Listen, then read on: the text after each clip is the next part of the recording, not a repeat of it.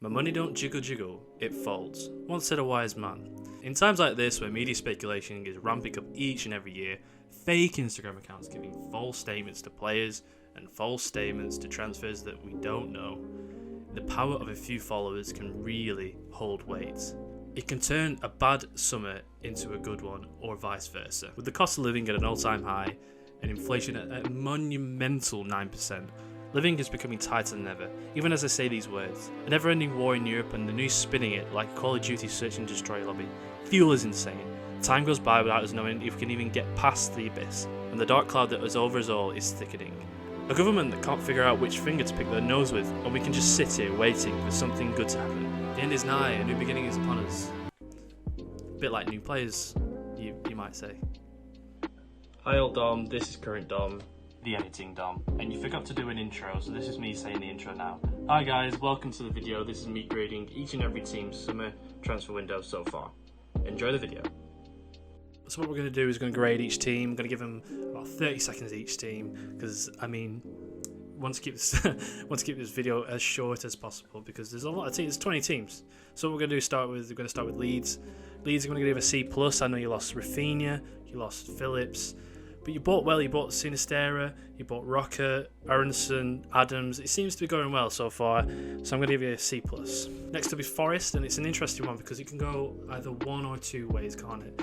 Which is obvious to say. You can either risk it all, spend big, or, you know, survive like Norwich did last season, sort of, you know, hope that you get 20 points. And I feel like Forest have bought big. First time in 23 years, can't be understated. This is probably why they're doing it as well. They've lost Samba, but they brought in Henderson. They brought in the fella from Union Berlin, who's a Davis sort of esque. So I'm going to give you a B. Next up is Fulham, and they were a Premier League side anyway last season, essentially. They were just in that little mould, weren't they? So it makes sense not to buy anyone really properly. They bought Pereira and Paulinho, which is, you know, decent signings, so I'm going to give you a C- just because you've lost Carvalho. Next up is Bournemouth.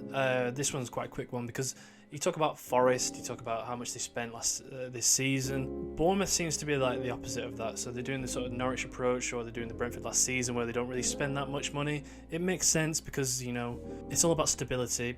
But, I mean, the signings they've made, Rothwell and Fredericks, sort of top tier Championship signings. So the grade I'm going to give you is a D. Next up is Brentford. So Brentford, it's a difficult one because Ericsson left. That seems to be the key thing this season for them. You brought in Lewis Potter, you brought in Hickey, which seems fine, you know, but I mean, losing Ericsson is a big thing for Brentford this season, so that's why I'm going to give you a C-. Next up is Manchester United. Now this one, I'm going to start off by saying I'm going to give you the D, right, okay, and probably that one as well, because just down to media speculation, I mean, De Jong seems to be going on for way too long. Ericsson seems to be going on for way too long. You know, Martinez seems to be going on for way too long. You've lost the big player, which is Paul McShane. You've lost Paul McShane, which is a big one, and obviously the other Paul as well, who's gone to Juventus. Just ignore that one. So I'm going to give you a D. Next up is Arsenal. So it seems to be a carbon copy of what you did last season, which is fine because it was so close. It's been such a good season. You know, you could argue the naivety, the young players came out in the end. You know, they brought in Fabio Vieira, Marquinhos, Gabriel Jesus.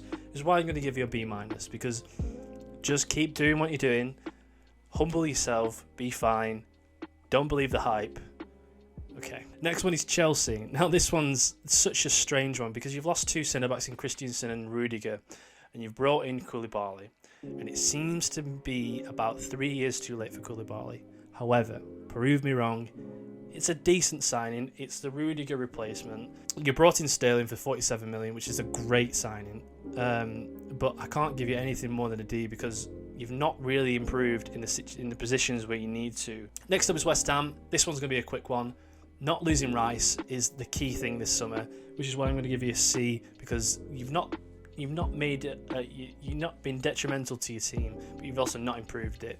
You've brought in the guy from Rennes. I'm not going to pronounce his name in case I get it wrong. Aguerd. Flynn Downs as well, West Ham fan. It seems like a match made in heaven, doesn't it? Really? I mean, come on. It's something that the Irons will be happy about. So that's why I'm going to give it a C. Leicester City. This one's quick. They've not done anything in and out. But it makes sense for Leicester City to do this because they've lost the Europa League. They've got less games to play. They've got a big squad because of it, and also they've not lost Tielemans. So I'm going to give them a D because of it. I mean, it contradicts what I said before. However, a couple of signings, just to cement a top 7 finish this season will do wonders for them. Newcastle United. Now this is a weird one because they brought in Dan Ashworth, who's a director of football from Brighton. He's done well there. He brought him in. He's done, he's brought in a lot of signings for Brighton which can go under the radar. Essentially, they brought in Matt Target again. They brought in Pope, Botman. They got rid of the Championship sort of signings like Isaac Hayden, Hendricks, Clark, and Woodman. It seems to be this sort of evolution that keeps turning for Newcastle. They're building something special there, and it doesn't come overnight like it did at City or it did at Chelsea, which is why I'm going to give them a B. Everton. Now it seems to me that Everton have no money left because they've bought in Tarkowski for free. They got rid of Richarlison, the best signing this season. It's going to be a quick one. It's going to be an E for Everton because it's not going to be an F, because if they get rid of Calvert-Lewin then it will be. However, it's an E still, because what are the expectations for Everton this season? Is it 15th? Is it 10th? It can't be any higher. So it's gonna be an E. Next up is Southampton, and out with the old, in with the young again. Like Arsenal, a bit of a carbon copy of what they did last summer, bringing in very young players for low wage, which makes sense. Hasenhüttl is, he's doing the best he probably could at Southampton, because it's like Everton. What is your expectation? Is it going to be finish 15th and be fine? Is it going to be higher than that? You can't expect him to finish top half. So to risk it on players that could cost 30 million piece, to buy them young adds value to them in the future, like 2-3 years. It makes sense, which is why I'm going to give them a C+. Crystal Palace next. So Crystal Palace, there's only one signing really that we need to speak about, which is Chet Decore. If there was ever a manager to guide and mentor you, it would be Patrick Vieira to Chet Decore. They brought in Johnston as well. They needed a goalkeeper, which is good. This is why I'm going to give them a C+. Brighton and Hove Albion. Now Dan Ashworth leaving, like I said to the Newcastle one, is good for Newcastle but really bad for Brighton. I'm not sure who they've actually replaced him with, but it seems to be the biggest sort of signing or departure for them this season, other than Bissouma, which is why I'm going to give them D, because the team is worse than it was last season. However, Brighton seems to always have like 2 or 3 signings every year that are so strange from anywhere in the globe. I quite like. It's a very Football Manager-esque club at the minute there, and obviously Graham Potter is an amazing manager. So, but this transfer window so far has to be a D. Wolverhampton Wanderers. Now, it's a bit like the Leicester thing. So they've brought in Collins, which is great. It's a good signing from Burnley. They brought in Hee Chang again. Must have been an option to buy afterwards. Not really got rid of anybody, so they can't really say the team's worse than it was last season. However, you can't really say it's better. The expectations there, it has to be top half. And do they have a top half team at the minute? Maybe. So I'm going to have to give them a C. Next one is Aston Villa. So Aston Villa, it's an interesting one because last season they spent big, yes. Did they do well? No. Did Gerrard come in? Yes. Did he do well? The jury's still out for Gerrard, isn't it, this season? And it's a big season for him. It's a make or break season, whether he will be a top manager or not.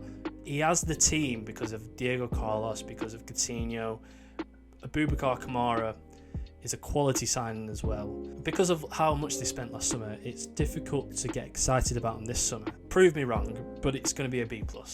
Next up is Tottenham Hotspur. Now, it seems to be their transfer window, doesn't it, this summer? They brought in Perisic, Longley, I've got the list down here, Bissouma, Richarlison, Forster, all for 85 million. They got rid of Bergwijn, they got rid of Clark, they got rid of Carter Vickers, and they've all got them for 45 million between them. Is something special going to happen this season for Spurs? Are they finally going to win something? However, they've won this one, for me so far. It's an A for Tottenham. The final two, so we'll start with Liverpool first. It's a strange one because Núñez, it seems like a Liverpool signing, doesn't it, Núñez? It seemed like it was destined to happen. The jury's still out because of how young he is and how raw he probably is. Is he the Mane replacement? You could argue Diaz was. Big shoes to fill because Mane's left to Bayern, obviously. They brought in Carvalho as well. They brought in Ramsey. Seems to be sort of like he'll play a few games this season, won't he? I'm going to give him a B+. Bring in Bellingham, and they've won the window. So next up is Manchester City. Now, we're going to start off the bat with saying it's an A just because of Haaland alone, but they brought in Phillips just because it feels like a replacement for Fernandinho. Got let go of Jesus and Sterling basically for the money that they bought Haaland and Phillips for, which is insane. So Liverpool can't even have the net spend trophy anymore. It's a dream transfer window so far, and I can't disagree with any of the signings that they've made. So that was the grades I've done for each team in the Premier League. Let me know in the comments if there's anybody watching. Who do you disagree with? Who do you agree with? Is there anyone that I've missed? Is there anyone that I need to talk about more? I hope you liked the video. It's taken quite a while to film this because of logistics and the camera bugging out a few times. This is like the third or fourth take that I've done. You can see how raspy my voice is. I hope you like the video. Please like, subscribe, comment, and I'll see you soon.